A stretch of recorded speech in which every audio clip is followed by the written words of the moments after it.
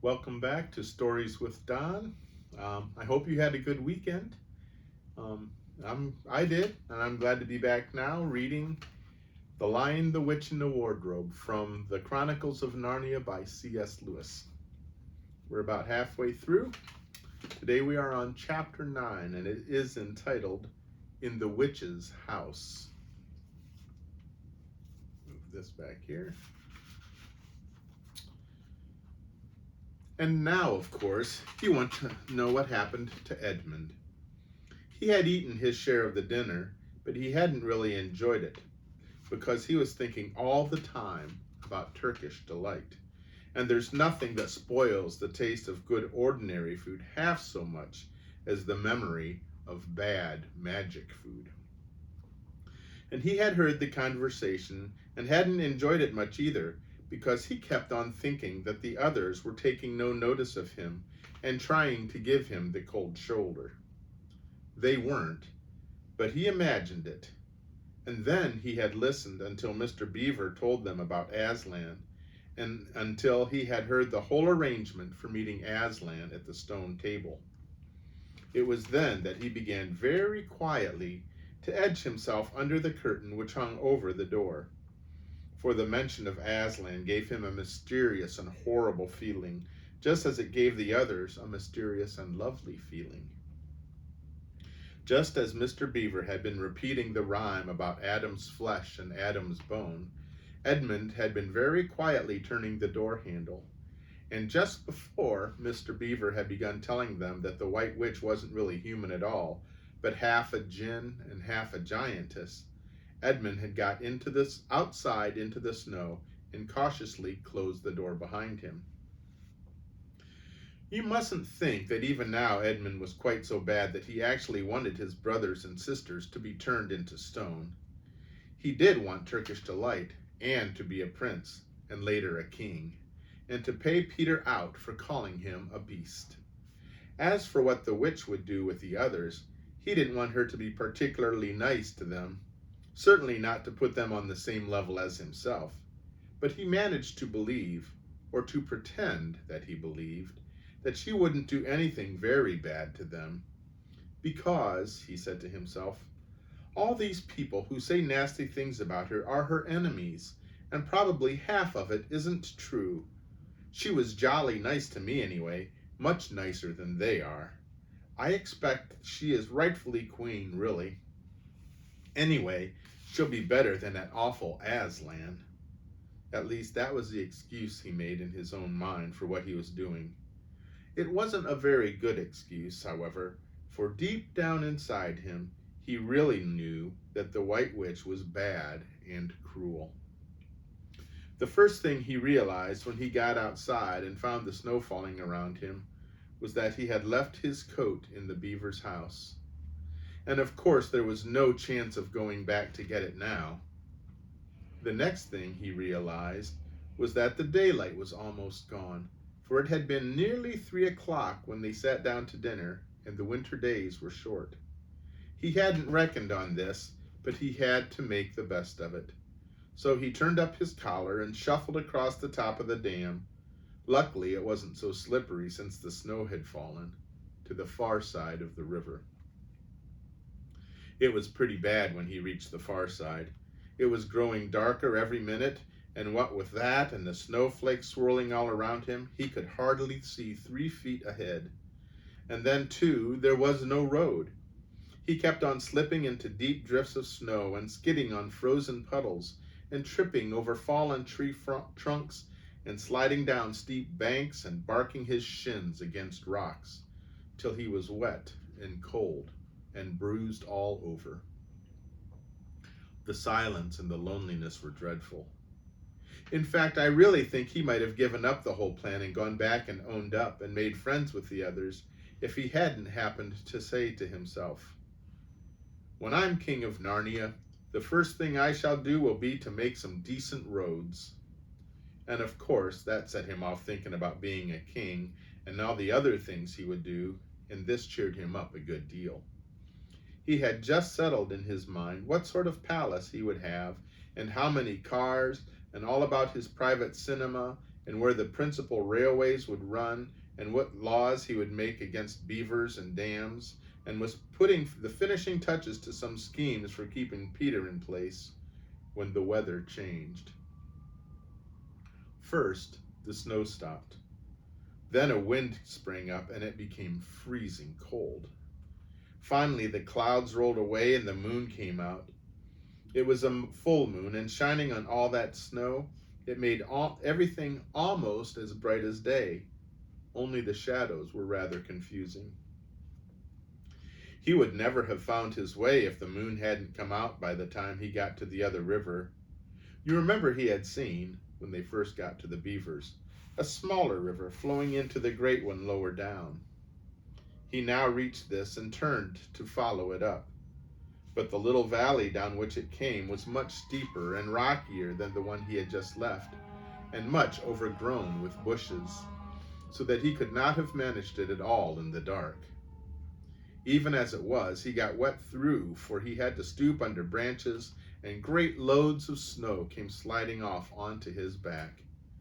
And every time this happened, he thought more and more how he hated Peter, just as if all this had been Peter's fault. But at last he came to a part where it was more level and the valley opened out. And there on the other side of the river, quite close to him, in the middle of a little plain between two hills, he saw what must be the White Witch's house. And the moon was shining brighter than ever. The house was really a small castle. It seemed to be all towers, little towers with long pointed spires on them, sharp as needles. They looked like huge dunces' caps or sorcerers' cups, and they shone in the moonlight, and their long shadows looked strange on the snow. Edmund began to be afraid of the house. Here's a picture of the house.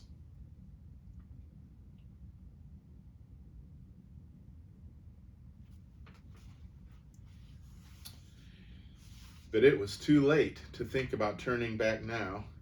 He crossed the river on the ice and walked up to the house. There was nothing stirring, not the slightest sound anywhere. Even his own feet made no noise on the deep, newly fallen snow. He walked on, past corner after corner of the house, and past turret after turret to find the door. He had to go right around to the far side before he found it. It was a huge arch, but the great iron gates stood wide open. Edmund crept up to the arch and looked inside into the courtyard, and there he saw a sight that nearly made his heart stop beating. Just inside the gate, with the moonlight shining on it, stood an enormous lion, crouching as if ready to spring. And Edmund stood in the shadow of the arch, afraid to go on and afraid to go back, with his knees knocking together. He stood there so long that his teeth would have been chattering with cold if they had not been chattering with fear. How long this really lasted, I don't know, but it seemed to Edmund to last for hours. Then at last, he began to wonder why the lion was standing so still, for it hadn't moved 1 inch since he first set eyes on it. Edmund now ventured a little nearer, still keeping in the shadows of the arch as much as he could. He now saw from the way the lion was standing that it couldn't have been looking at him at all. But supposing it turns its head, thought Edmund. In fact, it was staring at something else, namely a little dwarf who stood with his back to it about 4 feet away. Aha, thought Edmund, when it springs at the dwarf, then there will be my chance to escape. But still, the lion never moved, nor did the dwarf. And now at last Edmund remembered what the others had said about the White Witch turning people into stone. Perhaps this was only a stone lion. And as soon as he had thought of that, he noticed that the lion's back and the top of its head were covered with snow. Of course, it must only be a statue. No living animal would have let itself get covered with snow. Then very slowly, and with his heart beating as if it would burst, Edmund ventured to go up to the lion. Even now he hardly dared to touch it, But at last he put out his hand very quickly and did. It was cold stone. He had been frightened of a mere statue. Here's a picture of the courtyard.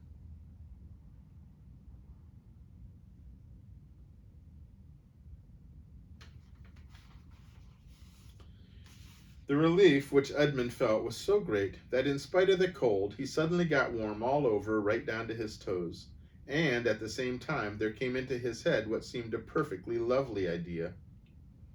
Perhaps, he thought, this is the great lion Aslan that they were all talking about. She's caught him already and turned him into stone. So that's the end of all their fine ideas about him. Pooh! Who's afraid of Aslan? And he stood there, gloating over the stone lion, and presently he did something very silly and childish. He took a stump of lead pencil out of his pocket and scribbled a mustache on the lion's upper lip and then a pair of spectacles on its eyes. Then he said, "Yah, silly old Aslan, how do you like being a stone? You thought yourself mighty fine, didn't you?" But in spite of the scribbles on it, the face of that great stone beast still looked so terrible and sad and noble, staring up in the moonlight, that Edmund didn't really get any fun out of jeering at it. He turned away and began to cross the courtyard. As he got into the middle of it, he saw that there were dozens of statues all about, standing here and there, rather as the pieces stand on a chessboard when it is halfway through the game. There were stone satyrs and stone wolves and bears and foxes and catamounts of stone. There were lovely stone shapes that looked like women, but who were really the spirits of trees. There was the great shape of a centaur and a winged horse, and a long, lithe creature that Edmund took to be a dragon.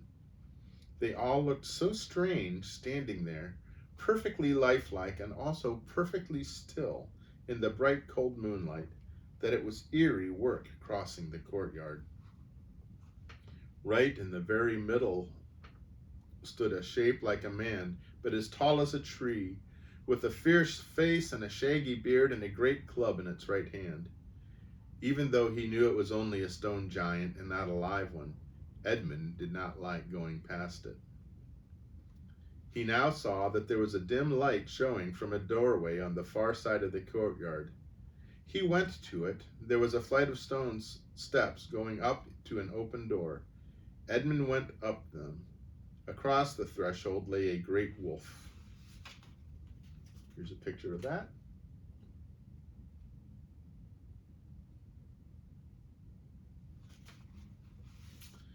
It's all right, he kept saying to himself. It's only a stone wolf. It can't hurt me. And he raised his leg to step over it. Instantly, the huge creature rose, with all the hair bristling along its back, opened a great red mouth, and said in a growling voice, "Who's there? Who's there? Stand still, stranger, and tell me who you are." "If you please, sir," said Edmund, trembling so that he could hardly speak. "My name is Edmund, and I'm the son of Adam that Her Majesty met in the wood the other day, and I've come to bring her the news that my brother and sisters are now in Narnia, quite close, in the beaver's house. She wanted to see them." "I will tell Her Majesty," said the wolf. "Meanwhile, stand still on the threshold as you value your life." Then it vanished into the house.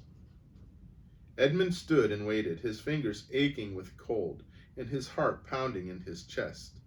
And presently the gray wolf, Maugrim, the chief of the witches' secret police, came bounding back and said, come in, fortunate favorite of the queen, or else not so fortunate."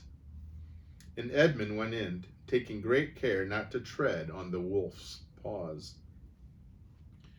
He found himself in a long, gloomy hall with many pillars, full, as the courtyard has been, of statues. The one nearest the door was a little fawn with a very sad expression on its face, and Edmund couldn't help wondering if this might be Lucy's friend.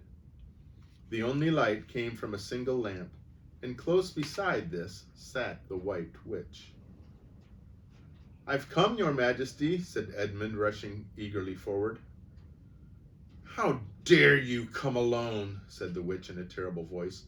"Did I not tell you to bring the others with you?" "Please, your Majesty," said Edmund. "I've done the best I can. I've brought them quite close. They're in the little house on top of the dam, just up the river, with Mr. and Mrs. Beaver." A slow, cruel smile came over the witch's face. "Is this all your news?" she asked. "No, your Majesty," said Edmund, and proceeded to tell her all he had heard before leaving the beaver's house. "What? Aslan?" cried the queen. "Aslan? Is this true? If I find you have lied to me?" "Please, I'm only repeating what they said," stammered Edmund. But the queen, who was no longer attending to him, clapped her hands. Instantly the same dwarf whom Edmund had seen with her before appeared.